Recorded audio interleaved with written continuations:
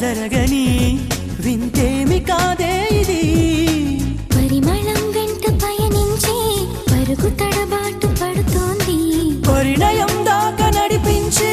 పరిచయం తోడు కోరింది దూరం తలంచి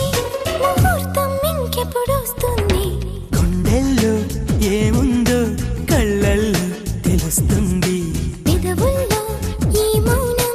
నీ పేరే పిలుస్తోంది నిలవదు కథ హృదయం నువ్వు ఎదురుగా నిలబడితే కదలదు కథ సమయం